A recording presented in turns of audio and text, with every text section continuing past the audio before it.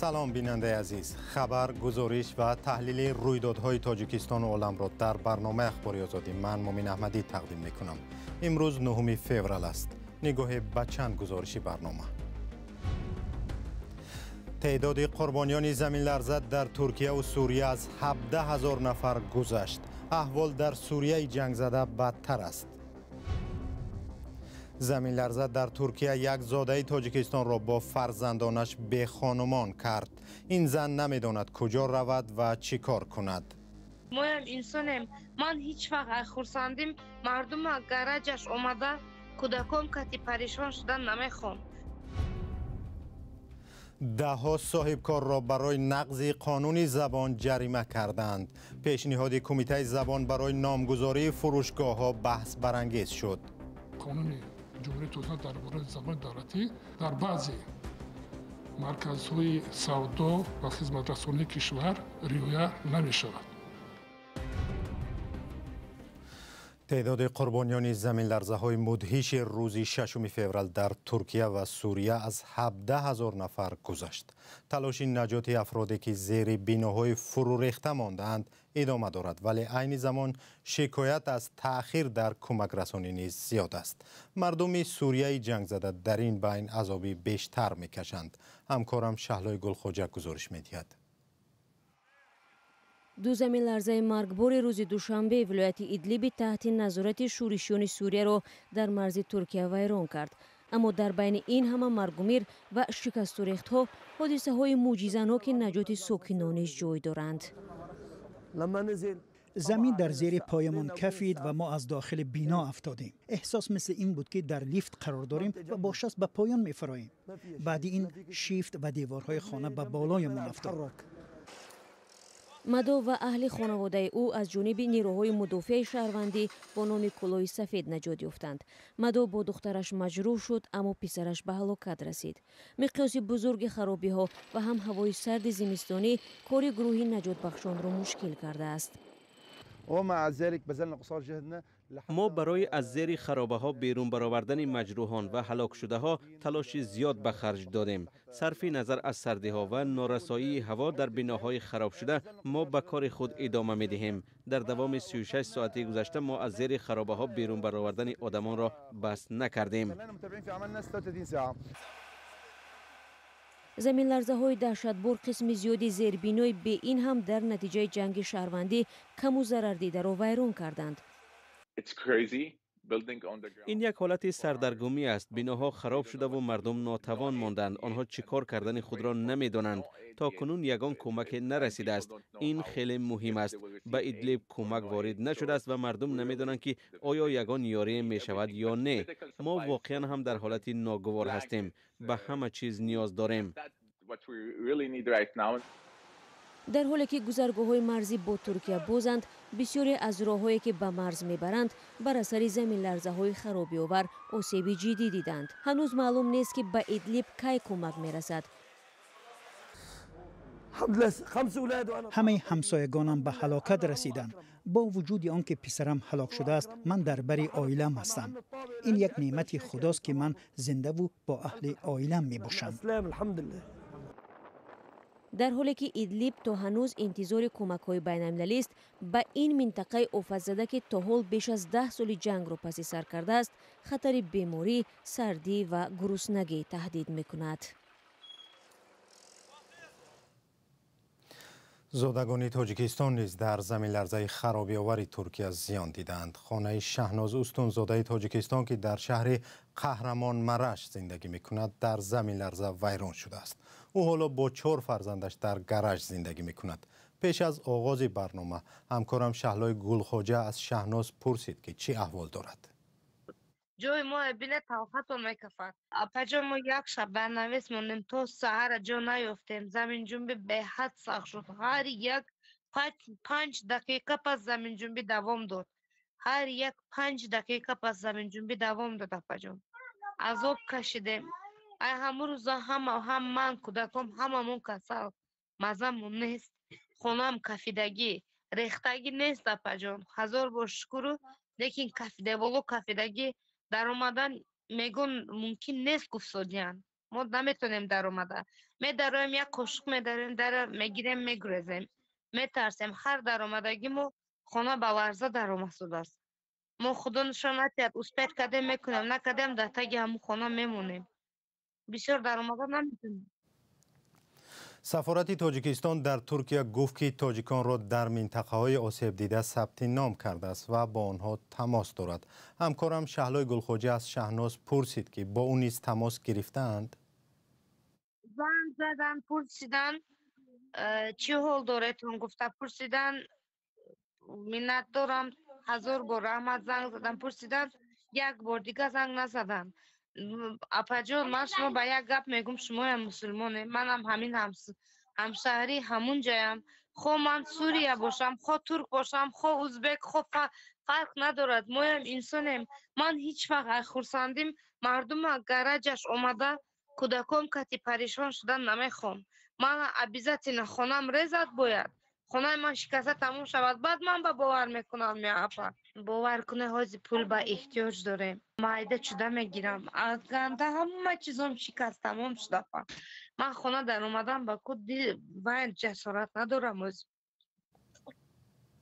شهناز اوستون زاده تاجیکستان بود که خانه‌اش در شهر قهرمانمرش ترکیه در زمین لرزه خراب شده است. ادامه برنامه. ولادیمیر زلنسکی رئیس جمهور اوکراین روز 9 فوریه دیگر بار از رهبران اتحادیه اروپا خواست تا برای دفاع کشورش از تجاوز روسیه اسلحه بیشتر بدهند. ولادیمیر زلنسکی گفت اروپای آزاد را به اوکراین آزاد تصور کردن امکان ندارد. رهبر اوکراین در نشست سران اتحادیه اروپا در بروسل افزود امنیت اروپا در عموم به نتیجه جنگ وابسته است که روسیه سال پیش آغاز کرد. یک روز پیش ولادیمیر زلنسکی در بریتانیا بود. مسکو ماه فوریه سال گذشته به دلیل به خاک اوکراین حمله کرد.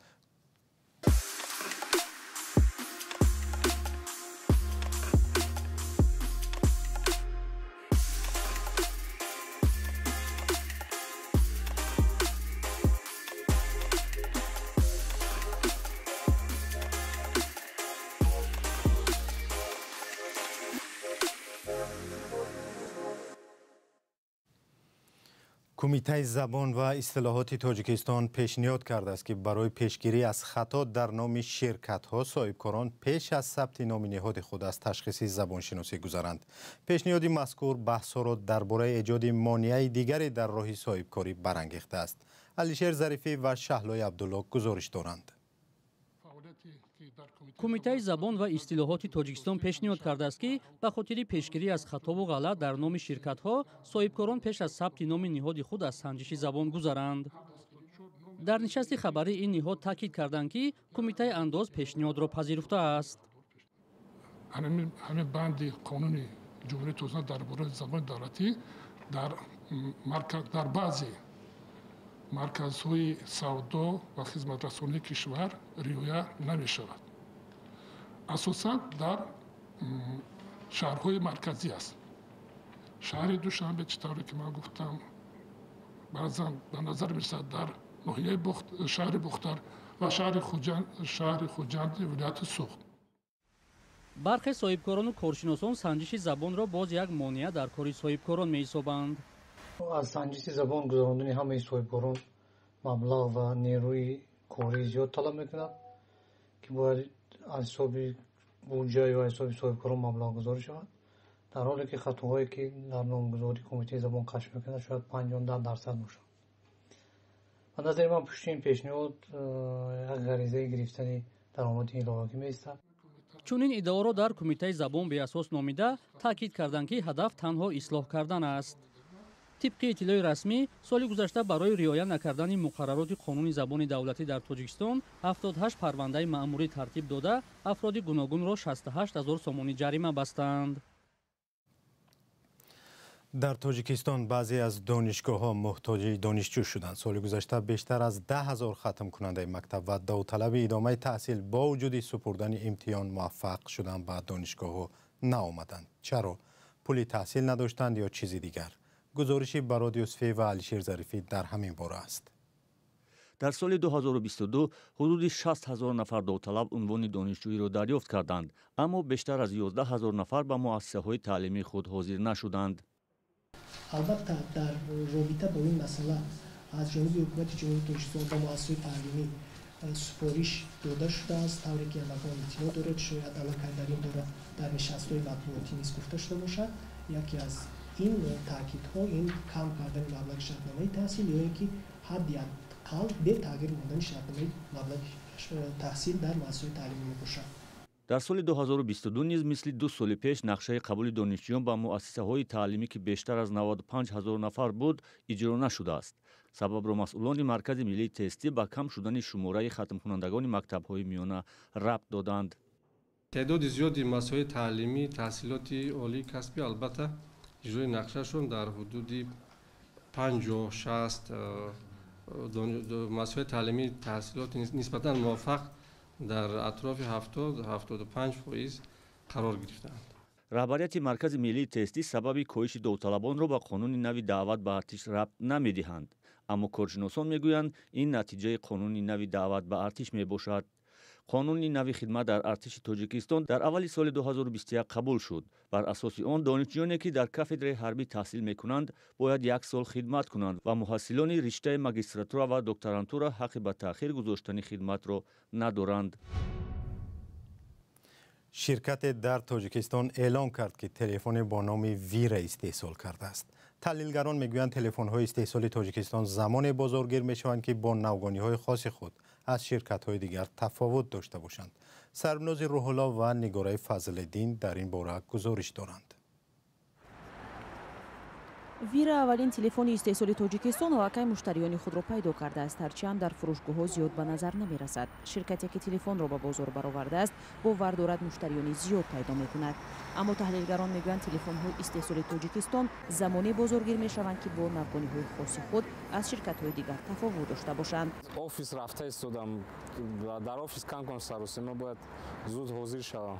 فاضل جان فتولایف از اولین مشتریان ویر در تاجیکستان است که بیشتر از 1 ماه باز آن را استفاده می‌کند. او از این تلفن بیشتر برای گفتگو استفاده می‌کند، هرچند با آن می‌شود به اینترنت هم وارد شد. 5 روز به ضرورت یعنی که به بالان کردن برق میتواند تماس برد. تلفن‌های اسمارت فون عادی باشد 1 یا 2 روز است. استحصال ویر را شرکت اوریون نو الکترونی براه مانده است. گفته می‌شود این شرکت متعلق به مالکان اوریون بانک و پیوندان رئیس جمهور است. شرکت آخر سال گذشته با استحصال تلفن ویر آغاز کرده فعلا تمام قسم‌های احتیاطی را از خارج کشور دسترس می‌کند. بندوبستی آن در داخل کشور انجام شده در برخط آن مال تاجیکستان نوشتند. شرکت گفت در اول بیشتر از 1000 تلفن ویر استحصال کرده است. در فروشگاه‌ها آن از 145 تا 250 سومونی نرخ دارد. وقتی که پرسونش برای چی با زبان تاجیکی نیست اینترفیسش و سیستم اپراسیونیش جواب امکانیت داشت که زبان تاجیکی رو وارد کنه، آنها گفتن که این نه تنها در داخلی بازار داخلی رو با مقصد تامین کردن است، بلکه با مقصد با بازارهای منطقه آسیای مرکزی برآمدن هم آنها چنین هدف دارند. در یک پرسش سری راهی رادیو آزادی هم ساکنان گفتند از استحصال ویر در تاجیکستان خوشحال هستند، ولی تا کجا با طلبات زمان جوابگو است وقت نشان خواهد داد. سن سال چشته پرستای قطع می‌گردیم با تلفن‌های نمی‌فهمیم. اون وقت نشون می‌ده پروسش. هیچ افتاد نمی‌تونیم. اکوزیراش با فکری ما که ما خیلی شید ادامه کمی سویم برام. متخصصان فناوری‌های نوین میگویند بهتر بود نمونه‌های فرق کننده این نوع تلفن را اندازی می‌شد. در این حالت امکانی بزرگی شدن آن بیشتر بود. خوب میشد که این تلفن یک خصوصیت‌های خود را می‌داشت که از دیگران فرق کرده تواند. مثلا حداقل همان حرف‌های بالای تکمه‌چه‌اش را اگر با زبان حرف‌های تاجیکی را جا می‌دادند که چیدن متن‌ها با زبان تاجیکی خصوصاً پیامک‌ها آسان‌تر میشد، شاید که دقت یگان کس را جلب کرده می‌توانست. مسئولین شرکت میگویند این اول کار است و تلاش دارند در آینده استحصال تلفن‌های سنسوری را براه مانده آن را در بیرون از کشور هم معرفی کنند. در زمانی که هر روز شرکت‌های جهانی از استحصال نسل نو تلفن‌ها خبر می‌دهند، معلوم نیست ویر تا کجا با آنها وارد رقابت می‌شود. برنامه به پایان رسید. خدا نگهدار شما.